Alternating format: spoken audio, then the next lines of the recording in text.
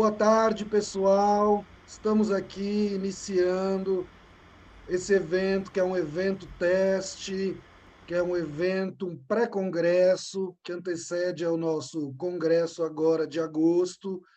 Queria, para começar, passar algumas orientações, que é o seguinte: quem estiver aí assistindo, sugerimos assistir no computador ao invés do celular, de preferência em tela cheia, e no lado direito da tela, a gente tem um chat. Acho que se precisa fazer login do chat para poder participar. Está dentro do vídeo à direita. Parece que não tem muita gente ali. Não sei se as pessoas estão sabendo que tem esse espaço. Então, assim, a gente está aqui avisando, sugerindo para vocês participarem do site, poderem conversar com a gente. Vão ter as perguntas ali no final. Aquela coisa de sempre, de transmissão online, de preferência próximo ao roteador, melhor ainda se for por cabo, né? Tem essa coisa do streaming em alta qualidade, às vezes trava se você estiver distante, algo por aí. Qualquer dúvida técnica também, vocês podem entrar em contato aí no chat que a gente responde. Bom, para quem não me conhece, eu sou André Assis, eu sou professor, sou um dos sócios do Instituto da ASEM, e bom, queria agradecer primeiramente a todos que estão aqui para acompanhar nossos trabalhos nessa tarde de sábado, passar esse tempo conosco. Agradeço também aos palestrantes que aceitaram participar do evento, colocar em jogo as suas ideias e pesquisas aqui para o debate. Professor Beto Machado, professor Marcelo Sodelli, Marco Casanova, Cristine Matar, Alexandre Cabral, Ana Bock e principalmente ao professor Joelson Tavares Rodrigues, que está aqui comigo, com quem eu tenho a honra de dividir esse espaço de discussão mais propriamente dito. Vale também um agradecimento aí para todas as centenas de participantes que estarão conosco no evento, que vai começar dia 22 de agosto. E me alegra muito a oportunidade de fazer a fala de abertura desse evento, que é, de certa forma, uma abertura de um ciclo de palestras que começa hoje com o tema Mal-estar na cotidianidade, opressão e desassossego, nesse momento de pré-congresso, e terá seu auge no evento do dia 22 a 30 de agosto, que é o evento Terceiro Congresso Internacional de Psicologia Fenomenológica e Hermenêutica, com o tema Afeto e Cuidado. Bom, esse evento ele já se coloca aqui no centro da discussão proposta, né? Uma vez que ele acontece aqui de um modo peculiar, numa estrutura online, que não foi o modelo inicialmente pensado. Isso porque, como todos sabemos, estamos enfrentando um momento atípico de uma pandemia que nos impõe essas medidas de afastamento social e que impediu a realização presencial do Congresso, inicialmente previsto para acontecer em São Paulo, entre os dias 15 e 17 de maio de 2020. Bom, essa situação nos pegou de surpresa, né? Colocou a todos numa posição inesperada, imprevisível, que fraturou os nossos planos, nossa estabilidade presumida e fez com que ficássemos às voltas com questões que até então eram incômodos quase suportáveis. Ou não eram? Ou eram incômodos suportáveis para quem? A própria ideia de estabilidade já nos dá uma pista aqui. Seria essa uma situação imprevisível? Não é bem o que nos mostra a história, visto que as pandemias ocorrem conosco de forma mais ou menos cíclica. Mesmo assim, nos colocamos numa situação de uma estabilidade presumida em relação a esse tipo de perigo. O filósofo sul-coreano Byung-Chul Han, um dos mais aclamados pensadores contemporâneos, com um trabalho muito interessante de diagnóstico sobre a nossa época, ele já começa assim na sua obra mais famosa, que é a Sociedade do Cansaço. Acredito que muitos de vocês têm familiaridade com essa obra. Ele já começa nos dissuadindo, de certa forma, dessa preocupação com a pandemia, logo nas primeiras linhas do texto. né? Eu vou citar ele aqui, assim como ele abre o livro dele. Cito Churran. Cada época possui suas enfermidades fundamentais. Desse modo, temos uma época bacteriológica que chegou ao seu fim com a descoberta dos antibióticos. Apesar do medo intenso, o medo imenso que temos hoje de uma epidemia gripal, não vivemos numa época viral. Graças à técnica imunológica, já deixamos para trás essa época. Visto a partir da perspectiva patológica, o começo do século XXI não é definido nem como bacteriológico, nem como viral, mas neuronal. Olha só, doenças neuronais como a depressão, transtorno de déficit de atenção com síndrome de hiperatividade, né, TDAH, transtorno de personalidade limítrofe ou a síndrome de burnout determinam a paisagem patológica do começo do século XXI. Não são as infecções, mas os infartos, provocados não pela negatividade de algo imunologicamente diverso, mas pelo excesso de positividade. Assim, eles escapam a qualquer técnica imunológica que tenha a função de afastar a negatividade daquilo que é estranho. Fim de citação.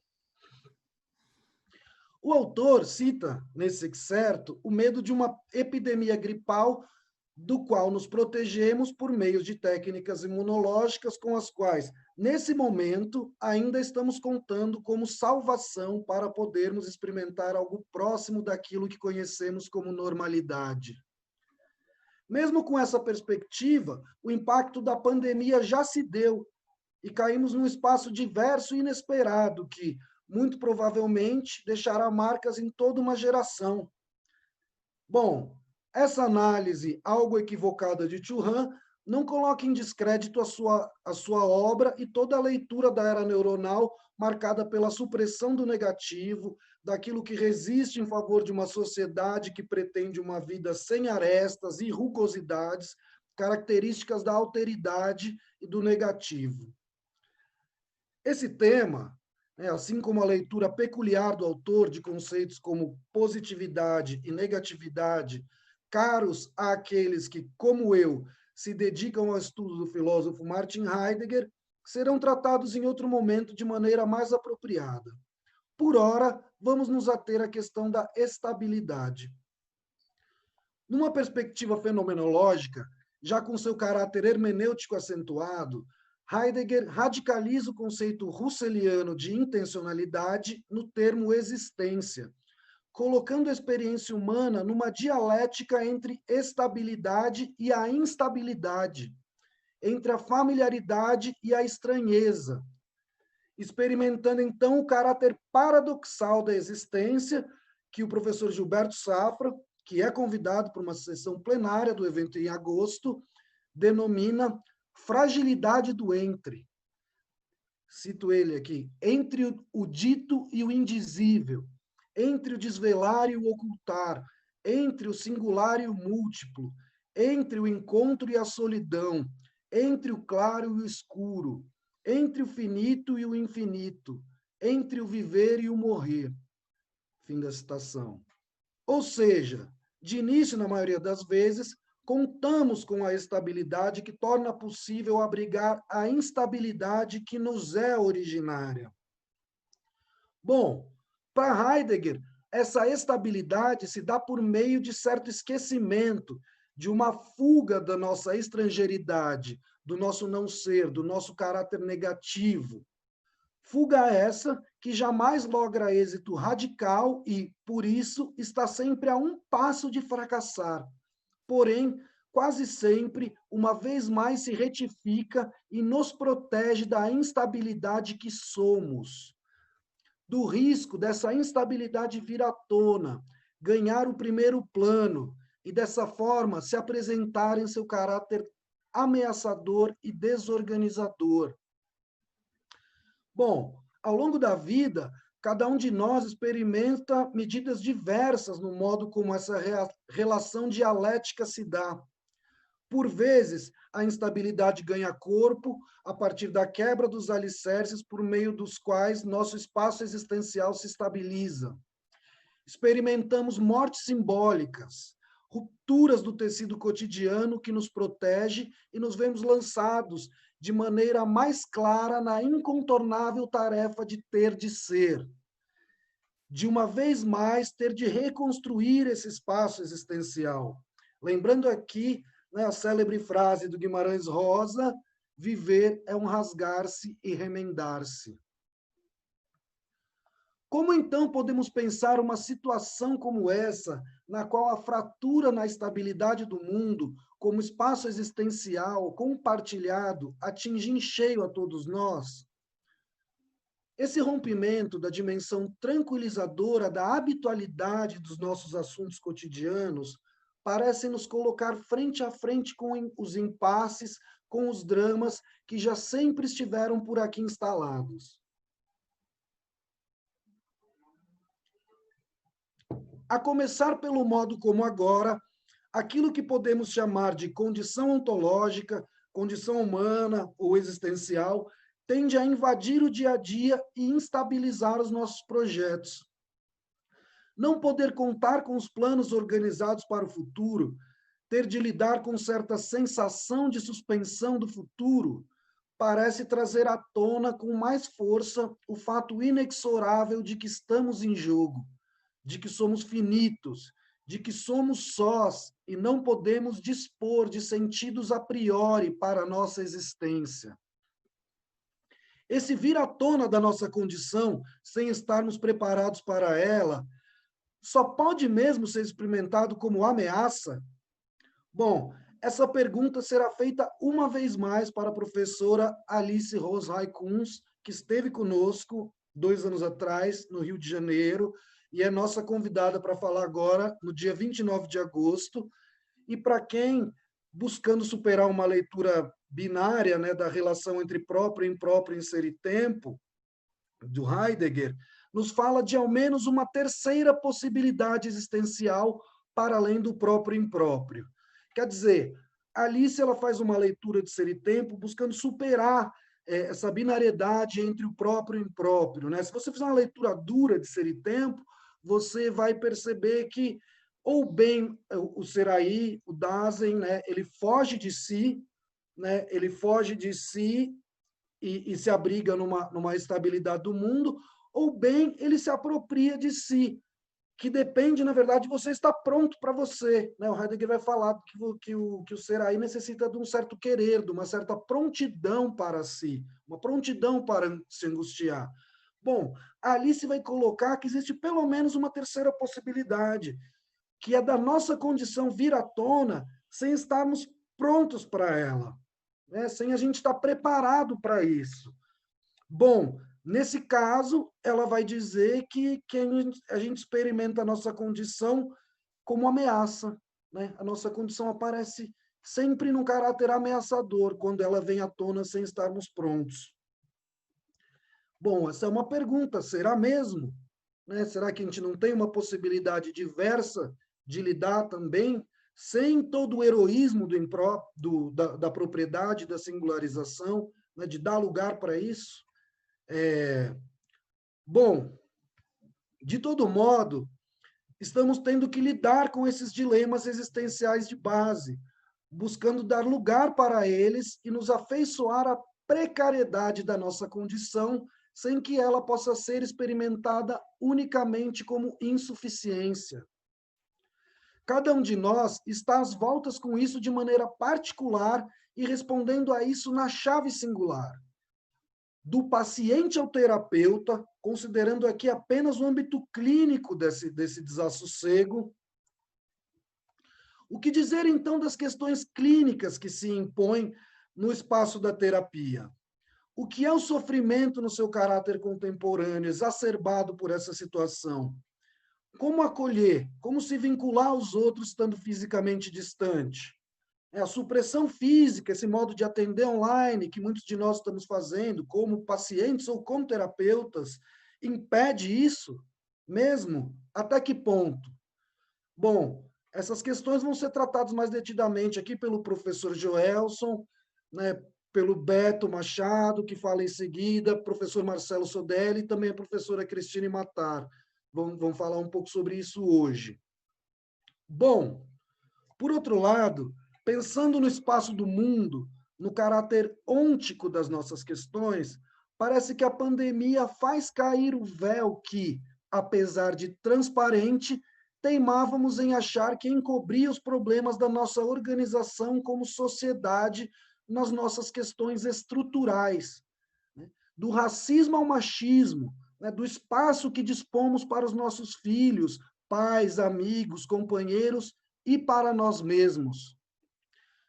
Conseguiremos, então, não ver, uma vez mais, que aqueles que estão mais expostos aos riscos e à morte, para que nossa organização possa se manter minimamente sustentável, são, em sua maioria, pretos? Que, ao seu barulho, em suas motocicletas rasgando o asfalto dia e noite, incessantemente, para entregar nas nossas quarentenas confortáveis os produtos da nossa comodidade? Será que o incômodo será somente em relação ao ruído que perturba a nossa paz? Ou poderíamos ser, dessa vez, incomodados por deixá-los expostos e, consequentemente, suas famílias, aos riscos que evitamos enquanto buscamos matar o tempo com alguma dispersão agradável para afugentar o tédio? São esses mesmos pretos e pretas que serão enterrados, em sua maioria, sem despedida e sem nome. Assunto esse que será tratado hoje pelo professor Alexandre Cabral. Continuarão eles invisíveis e sem nome? Será possível agora, mais uma vez, refazer o pacto no qual o lugar do cuidado é legado, em sua maioria, às mulheres? Agora que estamos com medo, desamparados, aprenderemos a trocar as posições entre cuidar e ser cuidado? Isso para falar somente de uma esfera do machismo estrutural em torno da qual nos organizamos. Bom, a antropóloga Débora Diniz, militante feminista, que eu citei algumas vezes nas lives, ela tem uma posição otimista em relação a isso, né? Quando ela sugere que essa tensão vai colocar esse assunto em pauta e o vocabulário feminista, então, vai estar agora na boca do povo. Será? A ver. Bom, a heteronormatividade falocêntrica continuará sendo produtora de corpos achatados e de sexualidades genitalmente reduzidas? Paul Beatriz Preciado, em seu manifesto contrasexual, coloca esse problema de gênero da seguinte forma, cito Preciado: os homens e as mulheres são construções metonímicas do sistema heterossexual de produção e de reprodução que autoriza a sujeição das mulheres como força de trabalho sexual e como meio de reprodução. Essa exploração é estrutural e os benefícios que os homens e as mulheres heterossexuais extraem dela obriga a reduzir a superfície erótica aos órgãos sexuais reprodutivos e a privilegiar o pênis como único centro mecânico de produção de impulso sexual. Fim de citação. Será que agora, então, o confinamento das famílias possibilitará aos pais poderem ver e dar lugar aos filhos e filhas que não se enquadram na sexualidade desejada pelos seus progenitores, por exemplo? Quantas perguntas, né? Quantas perguntas e poucas respostas. Mas perguntar e tensionar é a nossa tarefa. Tornar visível aquilo que se encobre é a tarefa da fenomenologia, como o professor Alexandre Cabral, descreveu brilhantemente no seu texto sobre a fenomenologia da transgressão, que ele escreveu para uma live que a gente fez há pouco tempo atrás, e eu vou citar um trecho desse texto do Alexandre. Fazer fenomenologia é, nesse caso, transgredir as naturalizações históricas, os sequestros da pluralidade dos fenômenos e as identidades absolutas. Vivemos no tempo de muitas invisibilidades. Todas elas têm história, todas elas formam nossa história. Somos, portanto, a história do sequestro dos fenômenos que aparecem, para não ser vistos. Por isso, uma fenomenologia das alteridades humanas certamente é uma fenomenologia da transgressão.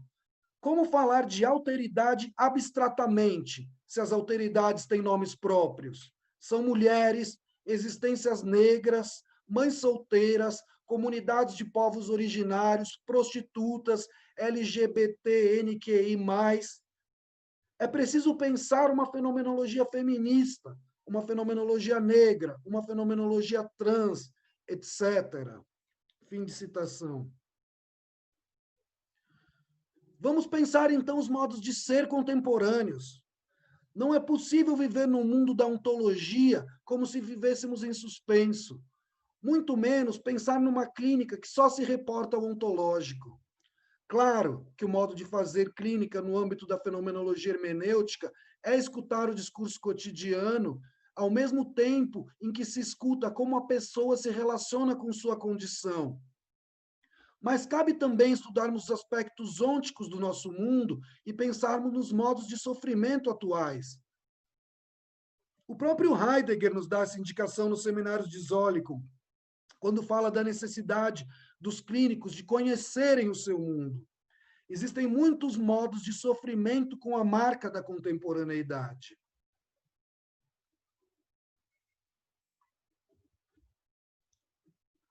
Como parece ter ficado dura a vida para aqueles de nós marcados por uma existência quase teatralizada nas redes sociais, não é? Como apresentar nossas alegrias e aventuras para os outros?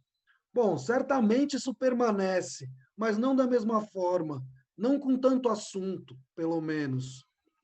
Esse modo performático de existir, esse ser como se fosse, parece ser um problema que ganha mais contornos de problema mesmo. Esse mundo de desempenho de si, já sinalizado anteriormente por Winnicott, na descrição dos falsos selves, em sua lógica extremada no mundo atual, parece agora cada vez mais tensionado. Tratarei desse tema mais detidamente numa próxima oportunidade, né, no congresso que se segue. Mas o professor Marco Casanova trará hoje uma reflexão sobre a dificuldade de ser na nossa época, da nossa prisão em identidades pré-fabricadas, da nossa necessidade de se encaixar. Bom, a velocidade característica do mundo da técnica, do mundo contemporâneo, parece também algo emperrada, na medida em que os afazeres cotidianos ainda não se estabilizaram nesse modo confinado de estar no mundo. Bom, é claro que ainda vivemos no mundo da velocidade, da compulsão, né? Mas a aflição, que é característica desse mundo de fazeção descontrolada, parece disputar espaço com uma outra forma de mal-estar, né? Um mal-estar mais voltado para a angústia, não no sentido heideggeriano do termo, né? Mas como algo mais paralisante, algo como mais uma proximidade da náusea. Né? De alguma forma, temos que lidar com algo mais lento do que estávamos acostumados. Né? Isso tem, de alguma forma, tá se impondo. Né? E tem algo aí. Né? A lentidão foi desprezada, todos os processos lentos, tudo se tornou monótono. Né? Desde quando a gente começou a associar lentidão com monotonia? Bom, isso é uma doença da época. Né? Bom, será que temos uma oportunidade para isso? A ver, mais uma vez. Por outro lado, como pensar agora o mundo das liberdades individuais propagado pelo Ocidente, se a ação individual afeta de maneira mais clara a nossa estabilidade coletiva? Bom, o Chun Han, que escreveu algumas coisas agora sobre o contexto pandêmico, ele e outros pensadores têm se arriscado a falar do momento atual, né? Ele alerta para o fato de que sociedades mais coletivistas, mais vigilantes e até totalitárias têm lidado muito melhor com a pandemia. Na Ásia, de modo geral, há uma lida muito diferente e com muito maior êxito na resolução desse problema. Estamos falando, então, de um deslocamento de poder do Ocidente para o Oriente, que já vem ocorrendo gradativamente e que parece ter se acelerado com o cenário pandêmico. Não estamos falando apenas do poder econômico, da China, essa é uma grande potência econômica, mas se a gente pensar em termos de soft power, né, de poder cultural, isso hoje é muito mais visível nas novas gerações. É bom, a gente assistiu também seriado japonês, o Jaspion da vez ali, quando a gente era criança, né? Mas agora, assim, se você perceber, assim, a cultura do Japão, da China e da Coreia, né, os mangás, os animes, o K-pop, o cosplay, bom, isso está absolutamente disseminado na juventude ocidental. Bom, além disso, né, então agora sociedades disciplinares parecem ser capazes de vender sua tecnologia de hipervigilância para todo mundo, né, decretando uma espécie de nova ordem mundial, né? O Tio Han está alertando para esse risco. Será que a gente vai ter que abrir mão daquilo que a gente valoriza no mundo ocidental, como a nossa liberdade individual, em nome de uma vigilância, né, que pode saber com quem você falou, com quem você andou, que mede até a sua temperatura, de modo que seja possível viver num mundo pandêmico? Estamos falando dessa pandemia. Viram outras? Né? Não sei. Acho que o mundo vai se tornar mais atento para isso. Bom, ao mesmo tempo, como podemos pensar nesses termos globais sem nos atermos à especificidade cada vez mais típica do nosso país? Né? Isso que o professor André Duarte chamou de jabuticaba, né? Sem a doçura, né? E a beleza da jabuticaba, né? Essa mistura assim que a gente tem entre uma biopolítica, né, como proposta pelo Foucault, e uma necropolítica do Achille Mbembe, essa versão tupiniquim dessa mistura, essa dança entre o deixar morrer e o fazer morrer, colocada pelo nosso governo, que parece buscar uma espécie de democracia totalitária, né, do governo para o homem de bem, para o homem de bem, o homem branco, hétero, cisgênero. Né? O professor André Duarte está lançando um livro agora, Pandemia e o Pandemônio, ele também é convidado do nosso congresso e ele trata bastante desse assunto. Bom, isso sem falar na questão da educação e da escola, né? Que a gente tem uma marca conteudista da educação. Como isso se articula com esse cenário? Bom, o conteúdo é fácil de passar, né, num modelo online, mas e aquilo que não é conteúdo, né, que é característico da maior parte do que é ensinar, né, no sentido de deixar aprender, de possibilitar a aprendizagem? Bom, para essa discussão a gente trouxe a professora Ana Bock, uma alegria, foi minha professora na faculdade, e ela vai encerrar o evento com a discussão sobre educação. Enfim, são muitas perguntas que podem ser resumidas todas em uma única pergunta que foi feita muitas vezes pessoalmente por mim esse tempo todo, desde o início dessa situação sui generis. Está acontecendo algo? Essa não é uma pergunta retórica ou boba. Ela se refere ao fato de estar acontecendo algo de fato relevante, que mude o modo como nos organizamos como sociedade, como desvelamos o mundo. Um apelo diferente da lógica calculadora e exploratória como modo de interpelar o mundo e os outros. Bom, professor Irene, né, que também estará presente conosco em agosto, nos responde que não há nada diferente a aprender que já não devesse ter sido aprendido, a não ser um novo modo técnico de lidar com um problema técnico, o controle de uma epidemia viral nessas proporções. Estava tudo aqui, todas essas questões, elas já estavam aqui, elas já estavam disponíveis para ser aprendidas. Né? E o que ela está dizendo é que essa tensão não é mobilizadora nesse sentido, mas só no sentido de aprender a contornar um problema específico como esse. Bom, nesse caso, então, se nós, como humanidade, não temos uma lição a ser aprendida, então a gente agora, a resposta para essa pergunta, se está acontecendo algo, vai se voltar cada vez mais para o plano individual. Cada um traz consigo a propriedade de aprender algo, a possibilidade de aprender algo, de se apropriar de algo, de deixar ver aquilo que quer, mas não pode ser visto, de se deixar habitar na impermanência que nos é constitutiva e dar lugar para ela, um respeito ao ethos humano, né? Algo que diz respeito à nossa capacidade de lidar com a nossa humanidade, que é absolutamente suprimida. A gente vive numa época marcada por uma certa desumanização, né? A gente precisa de um respeito a esse ethos humano. E o que marca a nossa humanidade? Bom, a gente pode pensar diversas coisas, né? A gente pode pensar coisas que têm a marca de uma saída disso, né? Uma capacidade de humor, uma capacidade de amar, né? Um caminho que também é lúdico, né? E quando eu estou falando de humor aqui, não estou falando de debochar da situação, né? Não tem nada de pejorativo, mas da possibilidade de você se distanciar de modo a deixar aproximar o nosso caráter, que também é trágico, né? O modo de poder dar voz ao trágico também pode ser por uma via que é lúdica, que é uma via poética, né? Dar voz ao que precisa ser ouvido, né? Pois temos a capacidade de amar e de sentir como possibilidade de resistência àquilo que é desumano, né? Eu vou citar aqui o que é o professor Casanova separou uma frase do Alberto Caeiro para falar do nosso evento de agosto, que é uma frase linda, que fala assim: mas as flores, se sentissem, não eram flores, eram gente. Bom, o tema desse congresso é afeto e cuidado.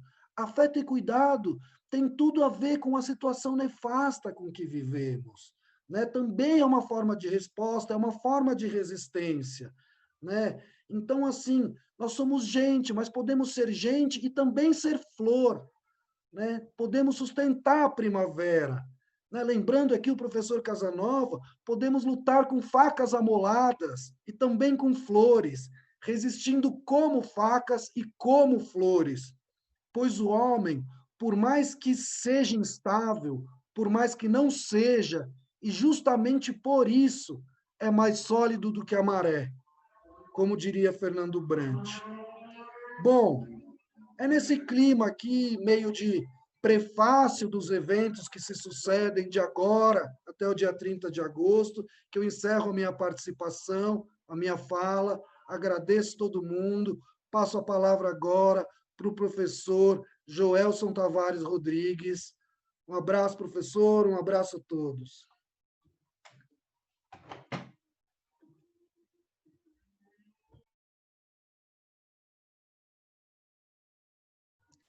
Professor, você precisa tirar do mudo.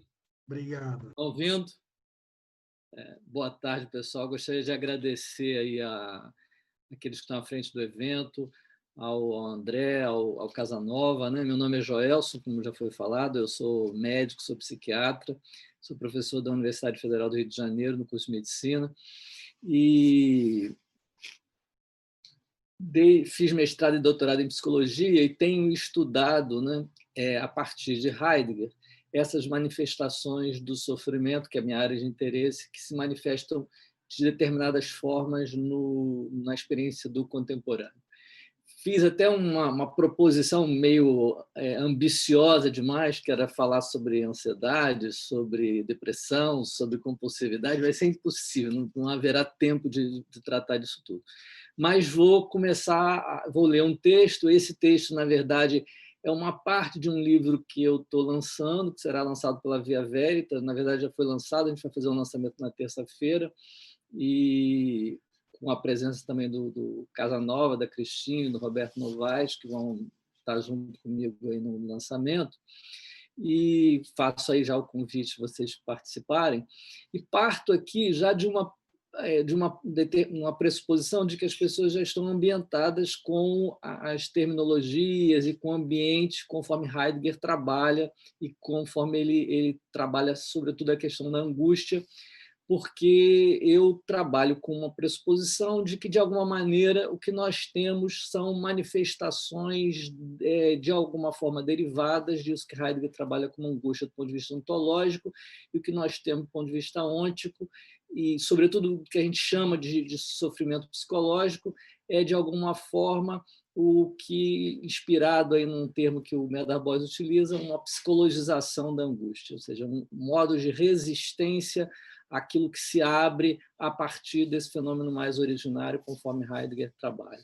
Eu vou começar falando sobre isso a partir de uma citação do Heidegger, em que ele diz, em Ser e Tempo: não há dúvida de que o nexo ontológico entre angústia e temor é ainda obscuro, mas é claro que entre ambos existe um parentesco fenomenal. O indício de parentesco é o fato de ambos os fenômenos permanecerem, na maior parte das vezes, inseparáveis um do outro. E isso a tal ponto que se chama de angústia o que é temor, e se fala do temor quando o fenômeno possui o caráter de angústia. Fecha a citação, e aí a gente entra propriamente no texto, né? Podemos dizer que temos algo mais do que um parentesco fenomenal. De fato, trata-se do mesmo fenômeno que assume, no caso do temor, uma versão decadente. A inseparabilidade deve-se ao fato de que não há temor sem que a angústia tenha estado originariamente presente. Isso porque o temor só é possível na antevisão do porvir. Entretanto, diferentemente da angústia, enquanto a abertura é privilegiada, em que o que se abre é o próprio vir a ser, descortinando um mundo de possibilidades, no temor a ameaça é circunscrita a um ente intramundano. A angústia se angustia com o aberto. O temor teme um algo que é interpretado como ameaçador, colocando em risco a integridade do ser aí. No temor temos, então, a angústia vivida no impessoal, em que o risco é estrategicamente desfocado, de um modo em que ele passa a ser identificado como estranho à experiência existencial de quem o vive, sendo dessa forma passível de ser evitado. A ameaça não está mais no que somos, e sim no que vem ao nosso encontro no mundo e pode nos impedir de continuar a ser. Se nos interpretamos como uma identidade, uma substância, como um sujeito individualizado, se não há um sentido em nosso existir que se construa coletivamente, o caminho óbvio passa a ser a busca de proteção a todo custo desse elemento subjetivo. Quanto mais intensa for a relação de restrição e apego a esse eu, maior a possibilidade de experimentarmos o temor, já que só se teme perder aquilo que acreditamos possuir, bem como que não aceitamos ter que abrir mão. Como a angústia descortina o nosso modo de ser como ser para a morte, a sua manifestação no impessoal, o temor, será primeiramente temor ou medo da morte. Eu tive a oportunidade de fazer uma discussão sobre isso num outro livro que publiquei, em que fiz uma correlação entre as descrições de Heidegger do fenômeno da angústia e o chamado transtorno de pânico, que é, na realidade, um tipo, um quadro, que é, dentro da classificação da psicopatologia, um quadro de ansiedade, né? O transtorno de pânico nada mais é do que uma crise abrupta de ansiedade. É comum, quando o quadro de pânico é colocado em questão, acabar se centrando a atenção sobre a experiência do temor. Obviamente, tal tendência não é sem razão, afinal, o próprio termo escolhido para nomear o fenômeno traduz semelhante movimento. No entanto, o que gostaria de chamar a atenção no pânico não é tanto o temor em si, mas sim a experiência de ausência de familiaridade, de vacuidade, a perda observável de todas as referências, traduzida pela queixa de despersonalização e desrealização, apontando, portanto, de um modo bastante direto para o fenômeno da angústia. Em uma crise de pânico típica, se é que podemos falar de tipicidade quando se trata da experiência humana, temos muito mais a presença da estranheza do que propriamente a do medo. Isso, naturalmente, quando se fala da primeira ou das primeiras crises, já que a sensação comumente descrita de que algo ameaçador, mas não identificado, está prestes a ocorrer, e de que se é impotente frente ao que se apresenta como não familiar, logo é substituída pelo medo de algo específico, seja o medo da morte, ou, o que é mais frequente, medo de ter entre aspas, um ataque cardíaco. A impressão que temos é a de que podemos observar nas manifestações iniciais, em muitos casos diagnosticados pela nosologia psiquiátrica como transtornos de pânico, o que Heidegger chama, e entre aspas, palavras do próprio Heidegger, angústia propriamente dita. Muito embora já estejamos aí no terreno da experiência psicológica, nesses casos a angústia ainda não se converteu em temor, sendo os sintomas de estranheza e falta de familiaridade os mais evidentes. Muito rapidamente, entretanto, a estranheza se transforma em medo, o que não deixa de retratar uma tentativa de controle frente ao que surgiu como ameaçador. São ainda extremamente frequentes sintomas de natureza somática, taquicardia, sudorese, dispneia, vertigem. Eu, como profissional, como psiquiatra, tenho atendido diversas pessoas no momento atual que nem tinham histórico de quadro anterior e que estão surgindo exatamente, o quadro surge exatamente com esse tipo de experiência. Traduzindo um outro modo de manifestação da angústia, em que ela surge acobertada no corpo físico, conforme a expressão do próprio Heidegger. Os comportamentos evitatórios, o medo, a sensação de opressão, as queixas agorafóbicas serão decorrentes da nossa tentativa de nos defendermos frente à verdade essencial, que se fez presente na abertura proporcionada pela angústia. O fato de que somos para a morte a realidade da nossa condição de finitude.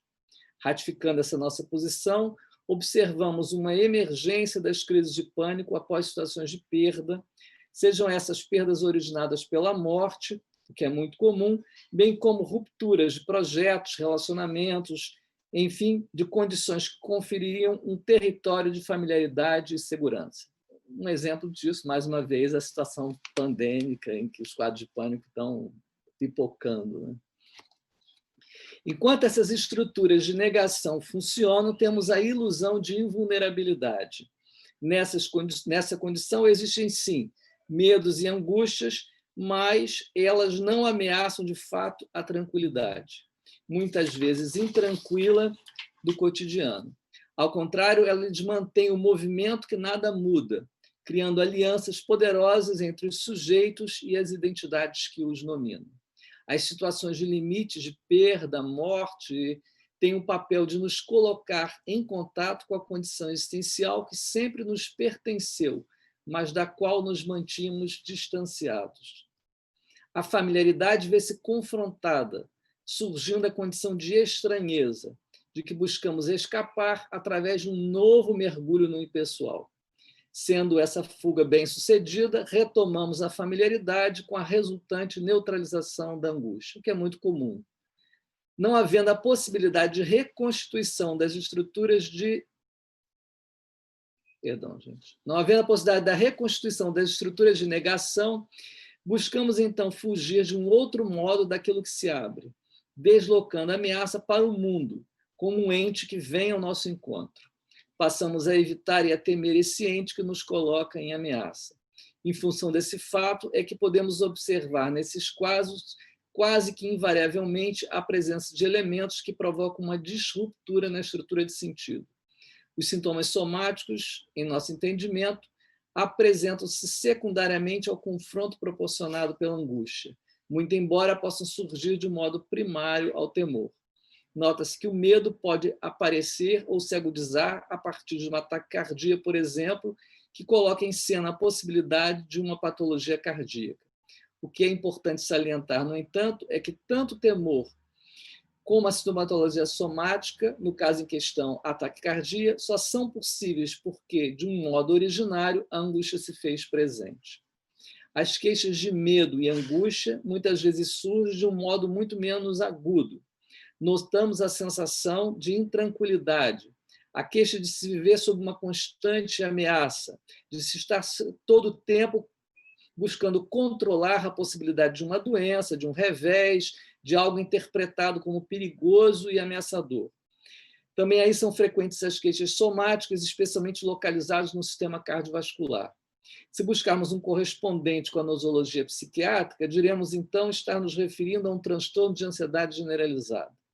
Diariamente, e não estão usando aqui a expressão diariamente como força de linguagem, nós ousamos fazê-lo em sentido literal, entramos em contato com pacientes que nos procuram com semelhantes sintomas.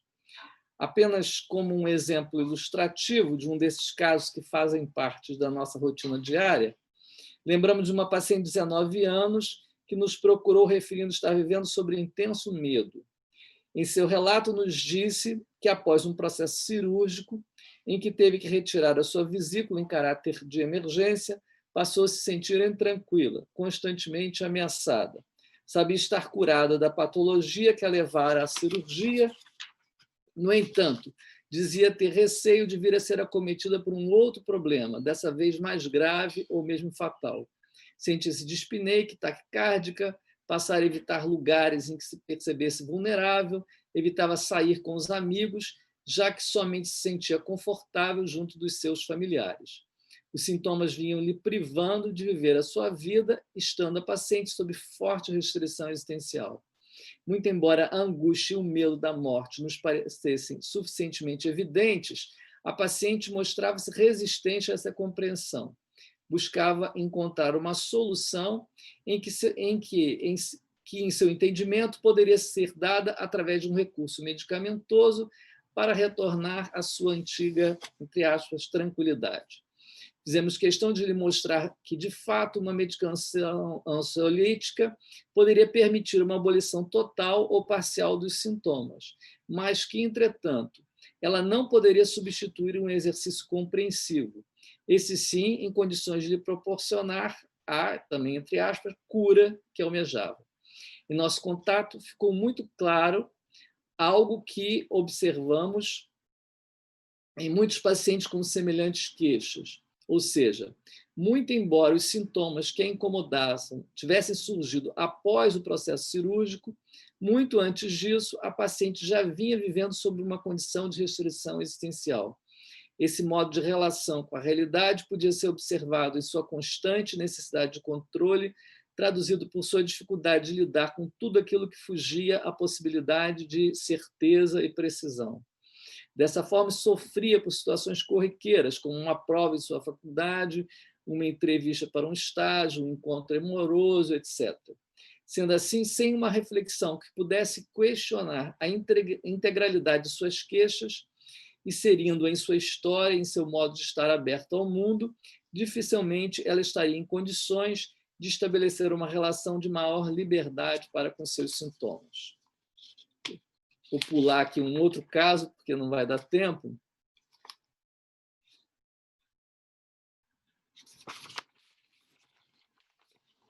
Vemos nos quadros de ansiedade e pânico, assim como no chamado transtorno de ansiedade generalizada, elementos que nos parecem semelhantes. Em nosso entendimento, o que temos são manifestações diversas de um mesmo fenômeno, a angústia, ainda que o ponto de convergência não se restrinja a esse fato. Deparamos-nos não somente com a manifestação de um mesmo fenômeno, como também podemos observar como princípio a confluência entre esses quadros, uma similitude no modo como se lida com aquilo que se faz evidente na abertura proporcionada pela angústia. Este elemento em comum é exatamente a presença do medo e os esforços dirigidos no sentido de estabelecer meios de controle sobre o devir, sobre o futuro, buscando a negação do nosso ser para a morte. As manifestações sintomatológicas seriam, dessa forma, apenas modos diversos de como essa tentativa de controle se estabelece, apontando diretamente para a condição de restrição existencial. Com o prosseguimento de nossa análise, vai ficando mais claro, eu vou falando agora sobre os quadros depressivos e mostrando um parentesco fenomenal e, de certa maneira, o fenômeno mais originário é exatamente a angústia. A proposição e a ideia é que, de alguma maneira, esses processos que se traduzem no sofrimento psicológico são modos de lidar ou são resistências que são estruturadas psicologicamente a essa condição mais originária, que é a condição da própria abertura. Então, eu vou falar agora sobre depressão, e o título seria Depressão, a desistência como projeto. Então, a gente viu uma relação com aquilo que se faz presente, com a abertura privilegiada da angústia, e em que se busca uma proteção nas determinações do cotidiano, acabando por experimentarem pessoalmente a angústia enquanto medo. Em todo esse processo, nós temos a presença de um sujeito que pretende proteger-se, que tenta manter intactas identidades, modos de ser, ilusões de seguranças, crenças, verdades. Podemos perceber que o sofrimento surge exatamente do fortalecimento dessa identidade subjetiva, pela qual frequentemente nos tomamos. Ao mesmo tempo, tentamos deixar claro que quanto mais buscamos o controle de algo que é, por essência, desprovido da possibilidade de controle, a própria vida, maior será o nosso sofrimento. Por outro lado, essa pretensão de controle torna-se exatamente a grande ambição desse sujeito, desvelado como tal a partir da essência da técnica moderna. Mas existe, no entanto, um outro modo de lidar com aquilo que se abre, que é o que eu estou chamando aqui de desistência. Mas desistência de quê? Ora, como acabamos de afirmar, temos um movimento anteriormente descrito, a presença de um sujeito que a tudo deseja manter sob seu controle, tendo como objetivo estabelecer a realidade em conformidade com o seu desejo.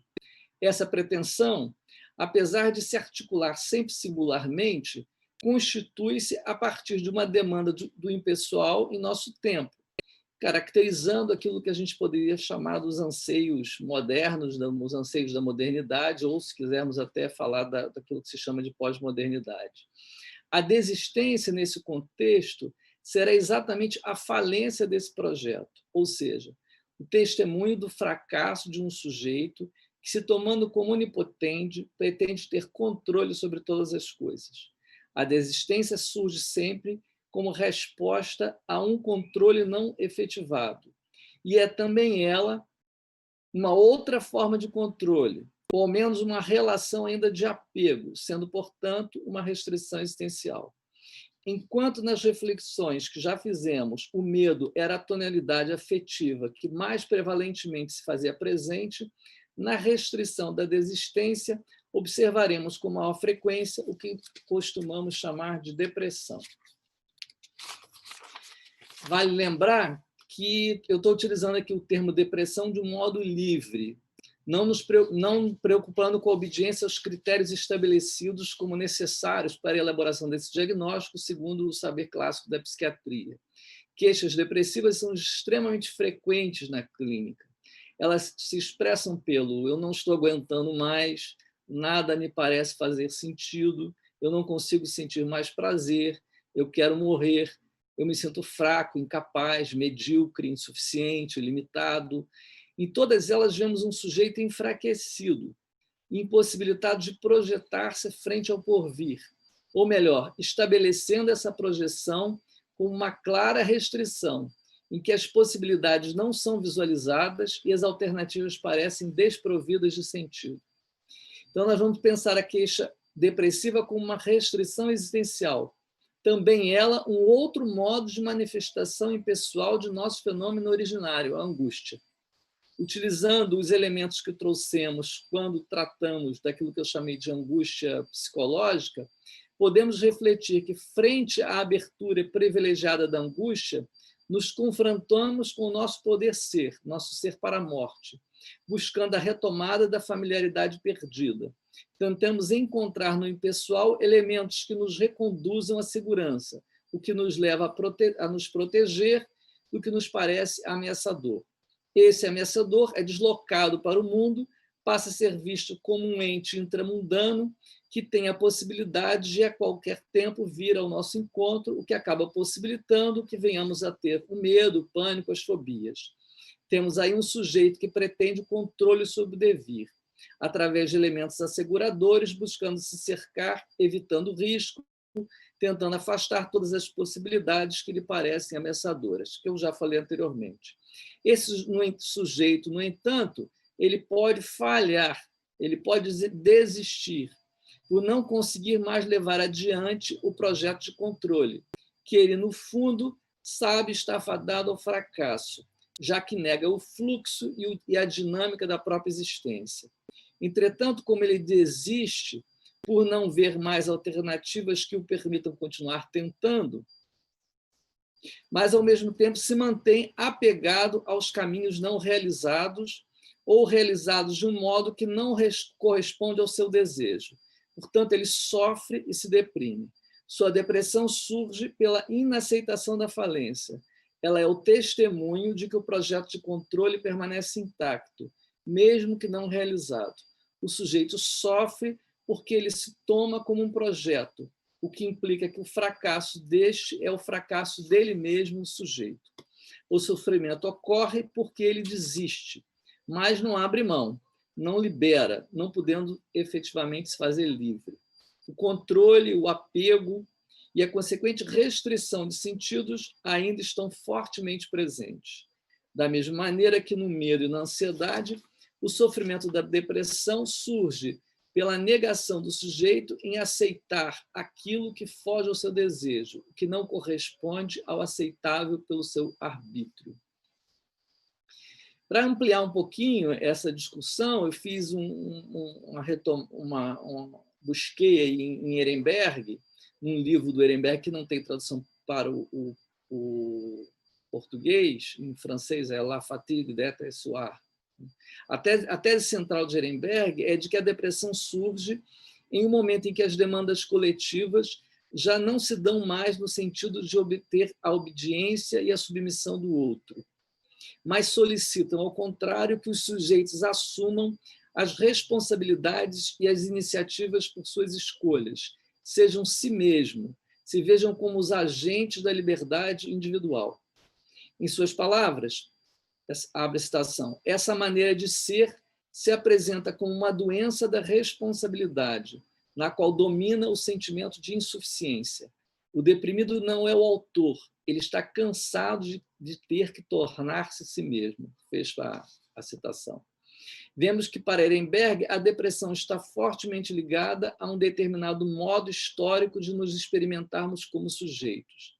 Na medida em que os modelos acrisolantes do passado são substituídos pelas fluidas modelagens do presente, passamos a ter que assumir a responsabilidade por nossas próprias escolhas.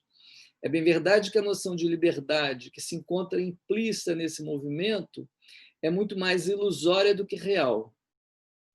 Mas disso, habitualmente, nós não nos damos conta.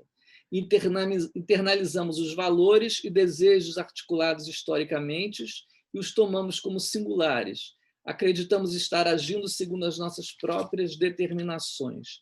Enxergamos-nos livres, pensamos ser os agentes das nossas escolhas. Como agentes, nos sentimos responsáveis, e como responsáveis, nos sentimos muitas vezes insuficientes, incapazes de corresponder a todas as demandas que exigem de nós uma completude impossível de ser alcançada. Ehrenberg vê uma relação intrínseca entre o modo como se dá a nossa construção social e o aparecimento, ou ao menos a agudização dos chamados quadros depressivos. Para ele, aí uma outra citação de Ehrenberg, a depressão nos ensina sobre a nossa experiência atual de sermos pessoa, porque ela é a patologia de uma sociedade em que a norma não é mais fundada sobre a culpa e a disciplina, mas sobre a responsabilidade e a iniciativa. No passado, as regras sociais impunham o conformismo do pensamento, desejavam o automatismo da conduta. Hoje, elas exigem a iniciativa e as aptidões mentais. O indivíduo encontra-se em confronto com uma patologia da insuficiência, mais do que uma doença da falta, com o universo da disfunção mais que o da lei. O deprimido é um homem imobilizado. Podemos perceber, fecha a citação, podemos perceber que na concepção de Ehrenberg, a depressão surge como uma doença da liberdade. Ao invés de um sujeito conflituoso, dividido entre o permitido e o proibido, entre seus desejos e as interdições sociais, temos um sujeito que se encontra, ao menos aparentemente, desimpedido de interditos. Ele se vê, no entanto, sozinho, tem que dar conta de sua existência por si mesmo, sem as bússolas do passado que lhe indicavam o caminho correto a seguir. Ele sofre o desencaixe, Vive como um barco à deriva, sem portos seguros que tornem a sua viagem mais previsível. Ao invés da neurose, em que a culpa era o elemento mais presente, ele experimenta agora a insuficiência, característica da depressão. Sua experiência é de cansaço, de fadiga, fadiga de ser si mesmo, de ter que contar com esse si mesmo e somente com ele. A correlação com o que eu disse anteriormente me parece clara, já que essa fadiga surge exatamente quando o projeto de controle e dominação, fundado em uma experiência de ser sujeito individualizado e onipotente, fracassa. Para Ehrenberg, esse fracasso se dá em função do cansaço, da impossibilidade de manter o movimento, da exaustão de estar sempre buscando atender a padrões de comportamento e de consumo, que, em verdade, não são vistos como padrões, porque foram internalizados, sendo compreendidos como um exercício de nossa liberdade de o ser um si mesmo, tornando-se dessa forma essenciais. Eu não sei como é que está o tempo aí. Já está terminando. Mas eu vou tentar ser sintética aqui. Vale dizer que, em nossa análise, naquilo que eu estou dizendo, né, sofremos em função da restrição em que nos encontramos. Nos acreditamos livres, quando, em verdade, vivemos uma pseudo-liberdade. Estamos presos a modelagens, desejos, modos de ser, múltiplas interpelações do impessoal, que assumimos como próprias e singulares. Experimentamos a insuficiência e o fracasso porque somos prisioneiros desse si mesmo, pelo qual nos tomamos. Não enxergamos outras possibilidades que não sejam o movimento e o controle. Não nos mostramos prontos para o aberto que nos sinaliza para outros modos de construirmos a nossa existência, outras formas de inventar o mundo. Essa posição me parece estar compartilhada pelo próprio Ehrenberg. Em sua análise, ele situa a depressão como uma patologia fundada em uma visão narcísica. O Ehrenberg tem uma leitura que tem um fundo muito psicanalítico, mas a gente acaba conseguindo estabelecer pontes. Uma visão narcísica de si mesmo, em que o sujeito se vê aprisionado de uma imagem idealizada, que ele precisa manter não somente para ele, como também para os outros. Sua proposição é de que a depressão se vulgariza à medida que os processos de interiorização, bem como a noção de um homem soberano e senhor de si, passam a povoar o imaginário popular. A chamada cultura de massa, representada pelas revistas de comportamento, televisão, etc., passam a tratar exaustivamente das questões do si mesmo, ajudando a alterar as concepções e os valores. O homem é convidado a pensar-se não mais como um mero repetidor de regras instituídas pelo conjunto social, mas sim como construtor de sua própria vida. Tais mudanças se fazem mais evidentes a partir dos anos 1960, quando importantes alterações se fazem presentes nos comportamentos. Aqui, ao invés das regras rígidas e da busca de conformidades com os valores estabelecidos, deparamos-nos com uma pluralidade e a variedade de valores morais que devem ser escolhidos pelo homem senhor de si mesmo. Temos um sujeito menos disciplinado e mais atento ao seu psiquismo, aos seus desejos e às aspirações individuais. Essa viragem sobre si mesmo, esse mergulho na intimidade, acaba se traduzindo em uma ameaça no modo como, numa mudança no modo como o sofrimento é experimentado. A gente está terminando. Vejamos como Ehrenberg trata disso da seguinte forma.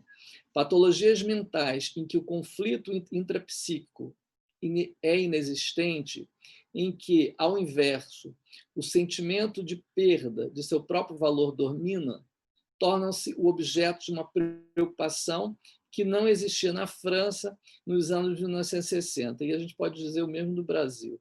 Baixa autoestima, sentimentos de inferioridade, alguma coisa que parece estar fortemente ligada ao déficit.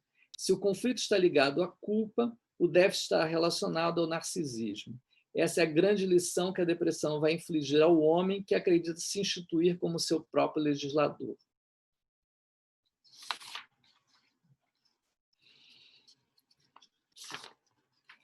Eu traria aí uns 2 ou 3 casos clínicos, mas que não vão dar para falar, mas eu vou encerrar aí a fala dizendo que a tese que está em questão aí é que o que nós temos, em realidade, são fenômenos derivados ou maneiras de lidarmos com esse processo que se dá a partir do confronto com a nossa condição de liberdade, com a nossa condição de vacuidade, com a nossa condição de abertura, né?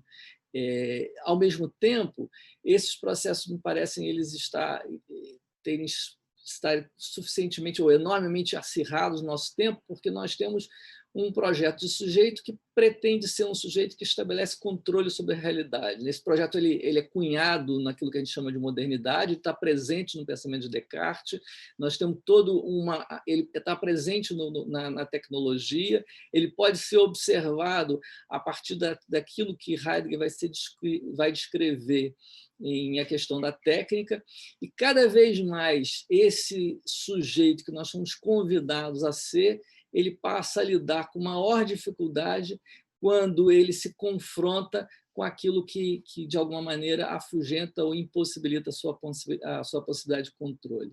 Nesse sentido, essas patologias, tanto a ansiedade quanto a depressão, de forma diversa, como eu tentei mostrar, né, elas, de alguma forma, elas demonstram essa impossibilidade de controle, mas, ao mesmo tempo, a tentativa de estabelecer controle sobre o devir, que passa a ser uma das grandes proposições do sujeito moderno. Obviamente, está historicamente na história do homem, o homem sempre tentou isso de alguma maneira, mas esse homem individualizado, esse homem que passa a tentar e a pretender estabelecer controle sobre toda a realidade, ele é muito próprio do homem da modernidade, e cada vez mais me parece que essa tendência tem sido acirrada, cada vez mais nós temos visto essas manifestações, essas formas de sofrimento.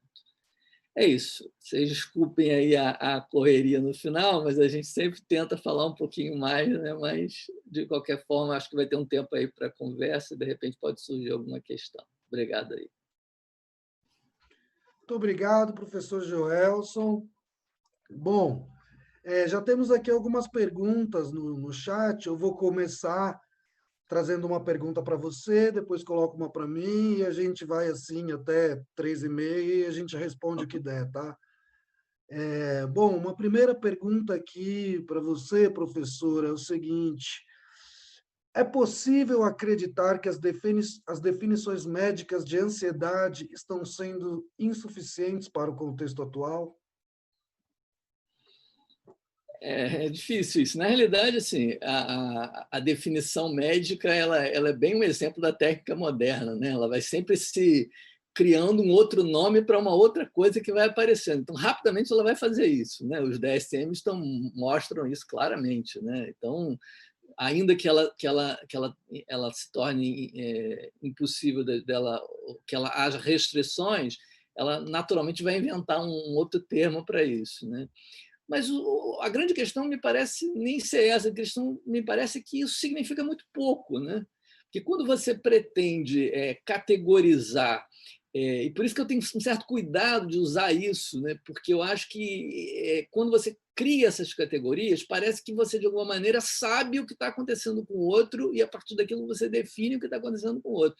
Isso eu acho que é o grande perigo desses modos e dessas tentativas de classificação, né? Acreditar que você possa classificar o ser humano, né? É óbvio que você tem a possibilidade de agrupar um conjunto de desconfortos e dar aqui um determinado nome, porque nós estamos falando da experiência existencial humana. Agora, a partir dali, entender que você estabelece uma lente para compreender o outro, eu acho que é uma distância enorme. A grande questão da psicopatologia contemporânea, e isso isso é proposital, né? É que ela aboliu completamente o universo de sentidos, né? Então, o que você pretende é meramente uma descrição, mas uma descrição que, à medida que ela se pretende a teórica, que é a proposição do DSM, ela afasta qualquer universo de compreensão da experiência. Então, você simplesmente vai dando nome, igual você poderia fazer na botânica, né? Então, rapidamente ela pode fazer isso. Se mostrar insuficiente, você cria um outro nome, mas e daí, né? Como é que você operacionaliza isso? O que isso significa quando você está frente a uma pessoa? Essas questões é que precisam ser tematizadas e que não são, né? Elas foram totalmente abolidas. Né? E aí você fala de pessoas como se você estivesse falando de plantas que você descreveu. Né? E é o que a gente está vivendo hoje na psiquiatria. Muito bom, professor. Vou pegar aqui uma questão que foi em relação à minha apresentação, que está perguntando assim, como pensar as questões contemporâneas com Heidegger pós-viragem, fugindo de uma possível dicotomia entre Dasein e mundo, como pensar as questões contemporâneas existenciais, é por aí. Bom, acho que o Heidegger pós-viragem é um lugar ótimo para pensar as questões contemporâneas, né? Eu, quando vou normalmente pensar nesse sentido, acabo retornando a essa parte do pensamento tardio do Heidegger, que acho que torna as coisas um pouco claras, assim, né? Quando ele está fazendo uma descrição, que é uma descrição do nosso mundo como um mundo técnico, ele está falando de um certo caráter compulsivo do mundo, por exemplo, né? O mundo da velocidade, o mundo onde os significados não se estabilizam, né? Onde eu pergunto o que é algo, não consegue uma ancoragem ontológica, mas que essa resposta cai numa cadeia de infinitas conjunturas. Isso está falando de um modo compulsivo de posicionamento das coisas no interior do nosso mundo. Bom, o mundo compulsivo é um mundo de pessoas compulsivas, né? O mundo é o horizonte e limite dos nossos comportamentos. Então, assim, acho que, por exemplo, compulsão é uma marca da contemporaneidade, né? Acho que todos nós, de um jeito ou de outro, acabamos tendo que lidar com isso, cada um de uma maneira particular, mas eu sempre, né, você faz esse exercício de imaginação, assim, claro que na Grécia Antiga tinha um compulsivo, né? Estou falando de alguém que era compulsivo. Acho que essa coisa da compulsão é uma marca nossa, né? Assim, a gente é marcado por uma certa ansiedade, por um não saber o que fazer com as mãos, sabe? Eu acho que, por exemplo, esse é um modo de olhar, né? E tem tantas outras coisas, né? Essa própria questão que eu estava falando mesmo, né? Do falso self, que é um tema, assim, do Winnicott, não é nem do campo fenomenológico, mas por que o Winnicott focou tanto nesse assunto, né? Diferente do Freud, que estava falando ali mais de histeria de conversão. Bom, ele está vendo um mundo que é um mundo performático, né? Um mundo, as pessoas são quase impostoras de si, né? Bom, isso fala do nosso mundo mesmo, né? E acho que o pensamento tardio do Heidegger fala bastante disso, a partir da chave da ideia do Bestand, né? Disponível. No nosso mundo tudo é disponível, né? E não é só os recursos naturais, nós também, nós somos recursos humanos, assim, a gente é de certa forma desumanizado, a gente dispõe do outro, a gente dispõe do outro nas redes sociais, nos aplicativos de encontro, assim, num caminho mais do Tio Han, né? Então, acho que o pensamento tardio do Heidegger é um lugar muito privilegiado para a gente pensar questões contemporâneas em geral. Bom, vamos lá, mais uma aqui para o professor Joelson.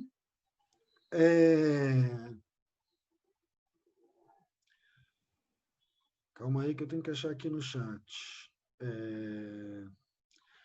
Professor Joelson, seria possível uma abertura constante à estrangeiridade ou estamos sempre, de alguma forma, buscando um modo de ser impessoal no sentido de uma identidade?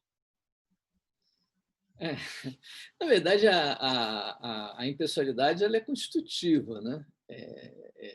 Você, de alguma forma, sempre vai ter um diálogo com a impessoalidade, né? Eu costumo dizer assim, você, obviamente, frente a uma experiência de estranheza, você pode ter a ruptura de uma determinada relação com o mundo e você pode se abrir para outros possíveis, mas, de alguma maneira, você vai estabelecer outras alianças, né? Você vai criar outros modos de relação que também serão impessoais, pode ser impessoais menos duros, né?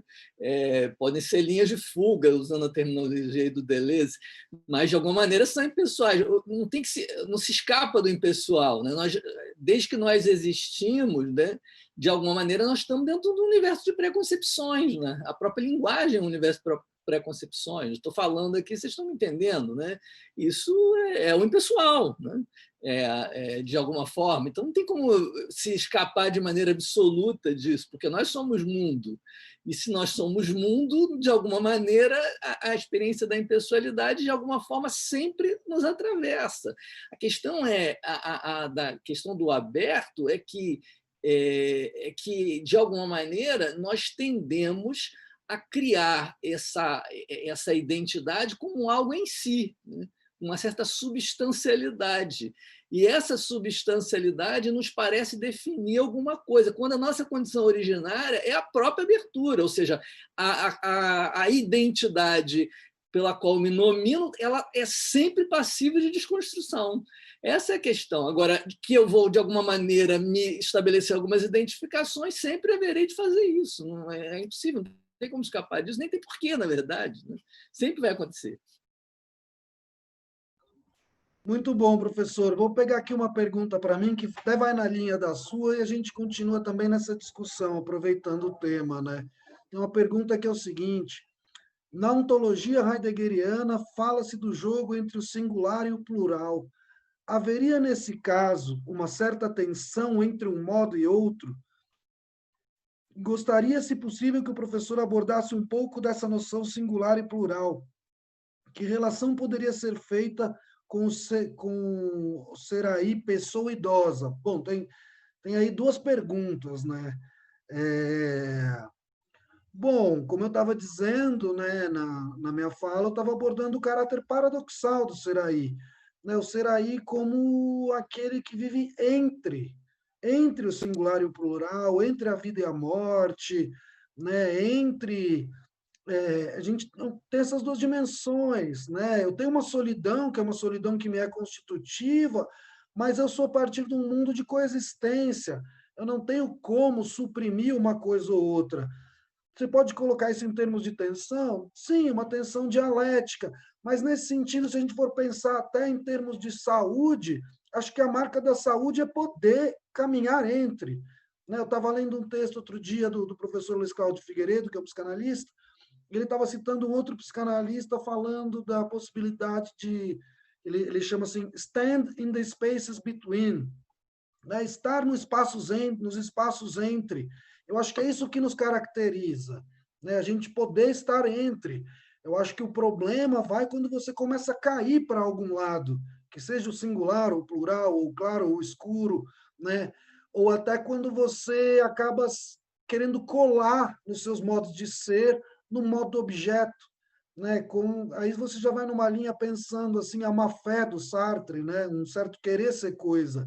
O impessoal meio que nos impõe isso, né? A fuga de si para o impessoal acaba fazendo com que nos experimentamos como se a gente fosse uma coisa, entre outras coisas, como se tivéssemos propriedades e não modo de ser. Eu gosto disso, eu sou assim, né? Mas isso tudo é modo de ser, e como modo de ser está em jogo, né? Então, de certa forma, a nossa marca é poder estar entre, né? Você cair para um dos lados, ou singular ou plural, é problemático. E você nem consegue, né? Na verdade, que isso radicalmente se dê. Mas é um modo que eu acho que já expressa uma dificuldade de dar lugar para a nossa própria condição, né? Que é a condição paradoxal. Nós somos paradoxais, somos ambíguos, ambivalentes. Isso marca a nossa experiência, né? De certa forma, tem algo da nossa experiência que é viver no interior de uma certa dúvida, né? Assim, essa necessidade de certeza, isso já fala do nosso mundo, né? Acho que até a clínica é interessante nesse sentido de pensar, né? Acho que uma clínica interessante é uma clínica que possibilita as pessoas conviverem com a dúvida, conviver com o paradoxo, não uma clínica criadora de certezas, né? Onde a pessoa vai e descobre a verdadeira história a respeito de si. Não, né? Acho que a ideia da clínica é poder abrir esse espaço para o que está em aberto, para a alteridade, para aquilo que é outro, para aquilo que o discurso não dá conta, né? E outra parte vai aqui, que relação poderia ser feita com ser aí pessoa idosa? Acho que a pessoa está no caso dessa pergunta, está indo no sentido de um certo isolamento do idoso, né? Isso fala da nossa época também, né? O idoso fica lá isoladinho também para não incomodar, né? É um lugar do idoso que nos acostumamos também a colocar. Poderia pensar num espaço onde o idoso estaria muito mais na praça pública, onde a gente estaria muito mais ouvindo essas pessoas. A dignidade que a gente não dá para o idoso é a dignidade que a gente não dá para o caráter humano mesmo, sabe? O idoso virou disfuncional, é isso? A gente está falando de um mundo que é um mundo técnico, de uma funcionalidade, de uma calculabilidade. Não, o idoso está ali, sabe? Ele tem uma riqueza absurda que a gente não consegue explorar. Então, no caso, o idoso acaba vivendo uma existência mais singular, talvez, porque aprendeu mais, eu não sei se é um pouco por aí, né, da solidão do idoso, que a pergunta quer dizer, mas também como alguém que talvez tenha conquistado mais a si mesmo, é possível, né? É possível também, né? Mas o singular é sempre singular a partir do plural, né? Lembrando que ser singular não é fazer, de certa forma, o que não se fez, né? O singular ele faz aquilo que o mundo torna possível fazer. A questão é em virtude de que o singular faz, né? Você pode ser um singular sendo, sei lá, qualquer coisa, né? Eu ia falar motorista de Uber, mas motorista de Uber ainda dá uma abertura para pensar isso, né? Sempre penso na figura ali que tem na UERJ do ascensorista de elevador. Bom, o convite do Heidegger é para que você possa pensar o singular como ascensorista de elevador. Isso quer dizer que o singular não é marcado pelo que ele faz, mas em virtude de que ele faz o que ele faz. Bom, vamos lá, separar mais uma aqui para o professor Joel. Temos mais 5 minutos.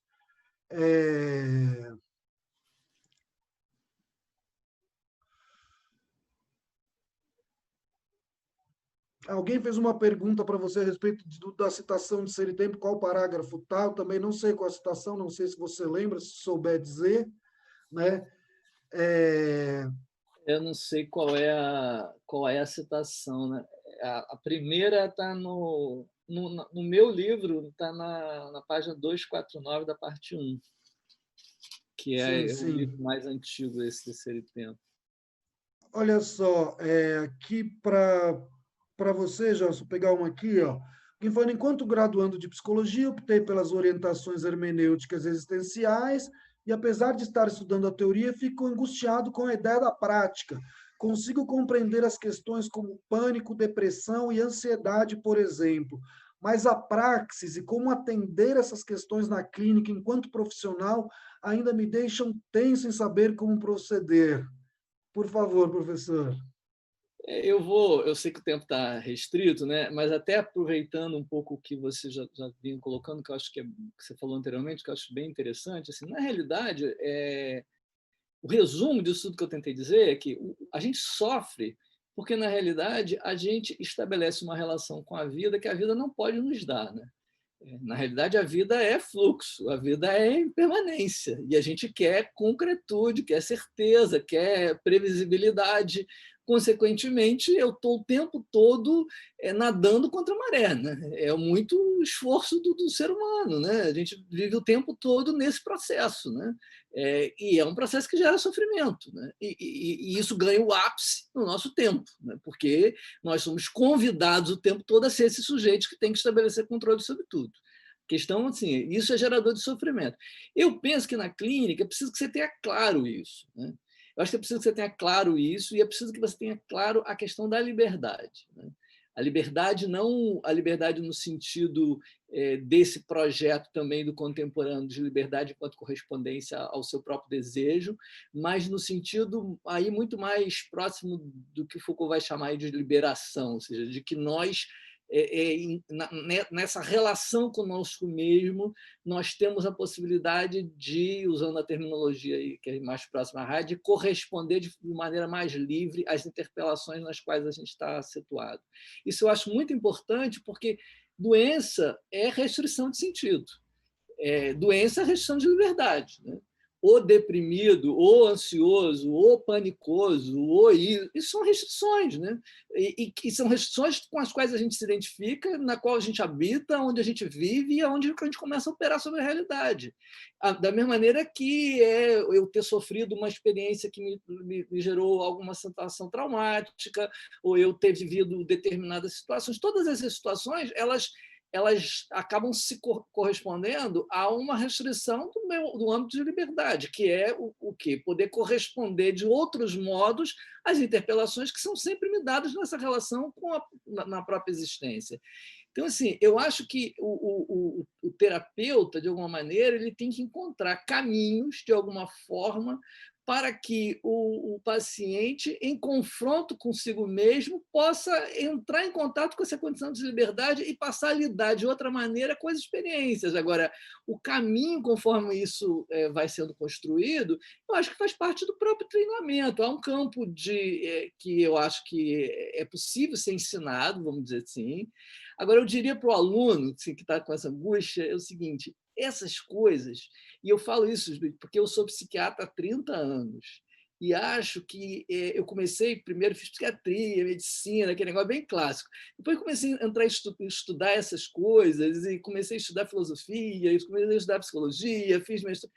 Cara, isso mudou totalmente a Bagunçou minha maneira tudo, de bagunçou lidar. as certezas, né? Te deixou com Não é dúvidas. só isso, né? Mudou a minha maneira de lidar com meus pacientes. Agora, como que Exatamente. mudou? Em que momento que mudou? Cara, mudou. Assim, mudou. Quando o outro entra, ele já é outra pessoa. Assim, o que eu quero dizer é que tudo isso que a gente está falando, ele, de alguma maneira, a gente vai se apropriando disso e, de alguma forma, isso passa a ser o nosso modo como a gente é enquanto profissional. Então, há uma parte que você pode ensinar, mas uma parte que a gente tem que fazer esse trabalho duro de se apropriar disso, porque aí as respostas vão vindo na própria relação com o outro. E é muito interessante mesmo, né? Porque a gente vai descobrindo que terapeuta a gente é, Sim. né? Tem um caminho aí de se descobrindo como terapeuta, né? Como é o seu modo de estar com o outro, né? E sempre revisto também, né? E muito interessante isso que você falou da questão da liberdade, né? Porque acho que tem uma marca contemporânea aí de ser livre, como Heidegger vai dizer, uma discussão que é antiga, que ser livre é ser livre das coisas, assim. Então agora eu não tenho compromisso com nada, né? Não me amarro com nada. E é exatamente um pouco essa nossa enfermidade contemporânea. A gente tem dificuldade de se comprometer, né? Eu não consigo ser porque eu não consigo me comprometer profundamente com nada, assim. Eu fico meio ciscando, né? Então, usando uma expressão até do Kierkegaard, diz assim, o homem acaba virando uma miragem para si, né?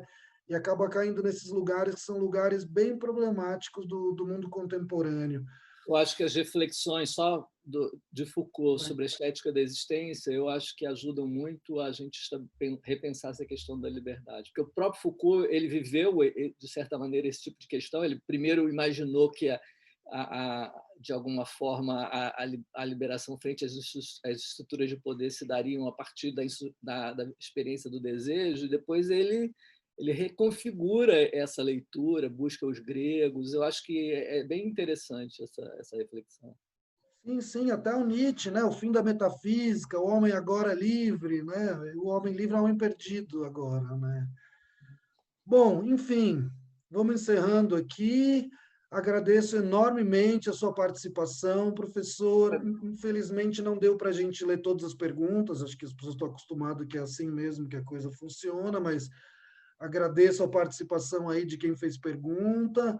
Agradeço muito você ter aceitado o nosso convite. É o primeiro de muitos. Nos veremos ainda em outras oportunidades, se tudo der certo.